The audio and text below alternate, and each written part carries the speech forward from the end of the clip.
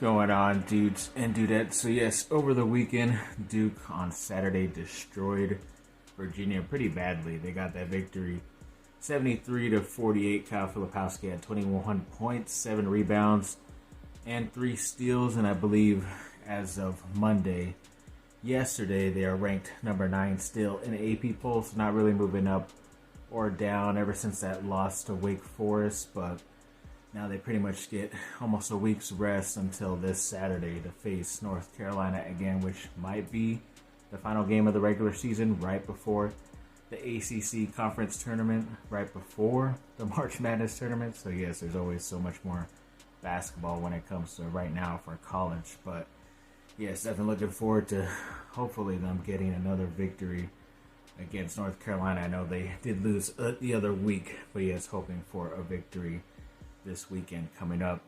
And then this Monday they did play against another Carolina team at NC State and kind of had a fight for that one, got that victory 79-64.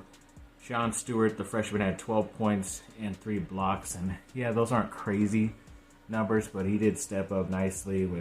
They've been playing him a lot ever since that other freshman, Caleb Foster, went down with an injury during that Wake Forest game, and it's been pretty good. I was hoping they would start playing him because he is one of the more athletic players, even according to Zion Williamson, at least the numbers when he was at Duke and all that stuff over the summer. And you just hope that he could put that into his game, and he's doing what he should. I think he had like 4 offensive rebounds alone, so I'm sure he had more rebounds total in the game, but getting more possessions for his team.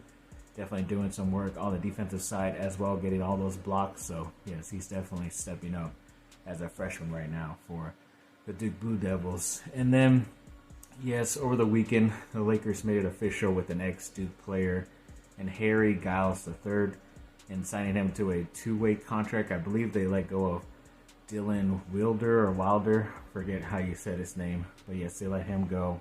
And now, because I think right now it's the final time you can actually sign these NBA players to 2-way contracts and all that stuff, so they could be available for certain times of the season or next year or something like that. Because he's a 2-way player, he's not going to be on the roster during the playoffs unless they sign him at some point officially to the roster. But I think they just did that because they have a lot of injuries to their bigger guys as of right now. But at least they're giving a Duke guy a shot, so definitely very happy and excited for him. And Jason Tatum, over this last month or so, I think it was for February, he won the Eastern Conference Player of the Month. So that's pretty cool for him on the East side. Congrats to him, the ex-Duke player. And then a center right now for the Duke football team, I believe his name is Scott Elliott. He recently entered the transfer portal on Monday. Didn't really know any other guys were looking to transfer out of Duke, but they were getting a couple more of those offensive linemen from the Ivy League and Northwestern pretty recently, so maybe he thought they were coming for his spot, or maybe they are coming for his spot at that center spot, and decided to enter the portal. So good luck to him, and we'll see where he lands, I guess. And yes, sadly, Saturday night, the Lakers did lose to Denver 112 to 124 or something like that. Either way, it was bad, but I guess the only bright spot from it is that LeBron is the first player in NBA history to reach 40,000 points. I know Kareem had the record at like 33, something like that, total points, and he passed that, a year or so ago now. And now he's the first player to ever get to 40,000, which is pretty crazy. Nobody ever thought he would do that. A lot of people are still saying he's probably only doing this and trying to chase certain stats and stuff to try to put himself in that conversation to be better than Michael Jordan. But I think when it comes to championships, people care about that more, and especially the way Michael Jordan won those in 3 straight at different times, So yeah, either way, he's still, even if you're number 2, you're still pretty good when it comes to all-time greats in the NBA, so congrats to him. It always seems like the last 2 times they played Denver, it was for the Kobe statue unveiling. They lost that game, and now LeBron hits 40,000 career points and they lose. So just don't play Denver when you're making history, Lakers. And then, yeah, you did see him repping, I think it was USC sneakers. I think he even played in those during that game in Denver, which were pretty cool to see. And then he was also repping a white USC shirt tonight as well, obviously in support of his son Bronny James, who's playing over there right now. So yeah, that was pretty cool to see. Over the weekend, he was named the Western Conference Player of the Week, averaged like 30-something points or something like that last week, so congrats to LeBron. And then yes, tonight they did play and beat the OKC Thunder 116-104.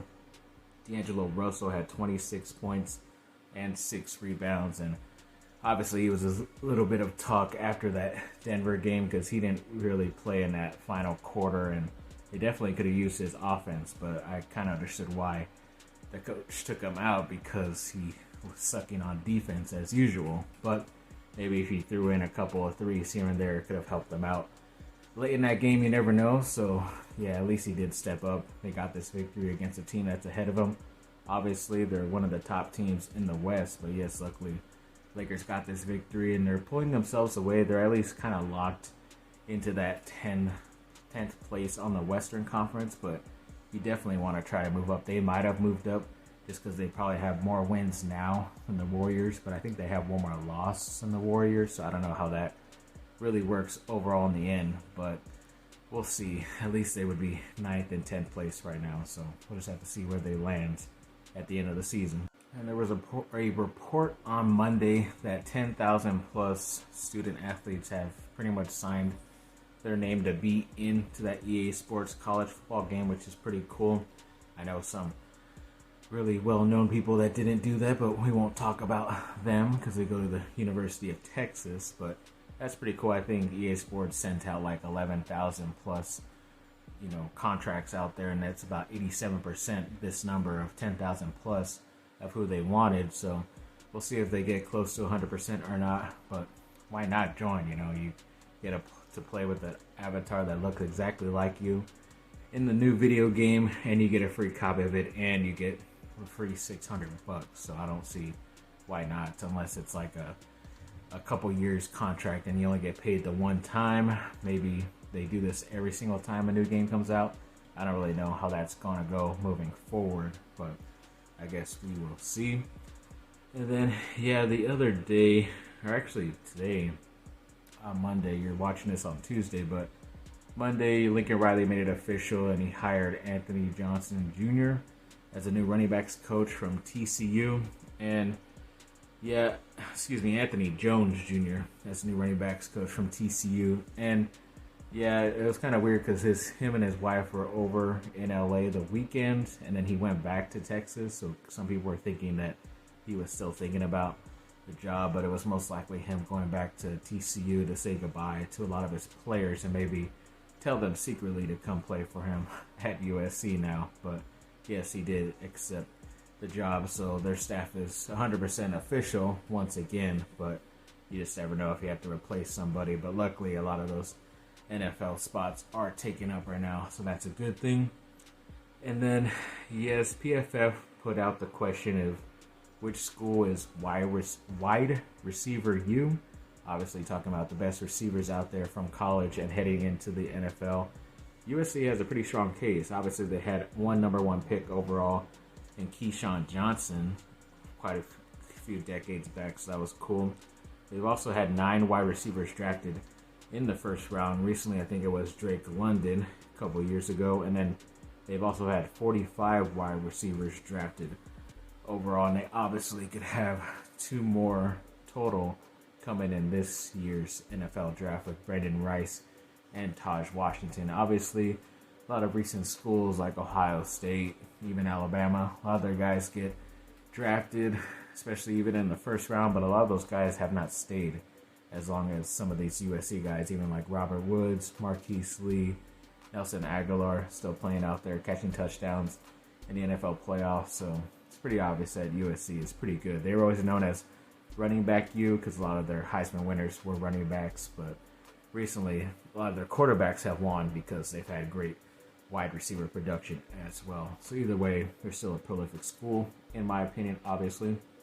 And then, yes, the women's side, they were ranked number 5 at AP poll, and Juju Watkins got her 14th Pac-12 Freshman of the Week, which is pretty cool because obviously she's been dominating in her freshman year, so congrats to her. And then Isaiah Collier, the other freshman on the men's side, won the Pac-12 Freshman of the Week this week on the men's side. So yes, congrats to both of them. And yes, to finish this video off with some miscellaneous news, one of my favorite shows on Amazon Prime, The Boys, their 4th season will be starting up pretty soon. I believe they're going to premiere June 13th, which is obviously pretty soon, but they're also going to debut with 3 episodes right away that first week. So that's always pretty cool to get right into the story. And I think they have 8 episodes total for this 4th season, which is how they kind of roll. It's either 8 to 10, so they're definitely packing it up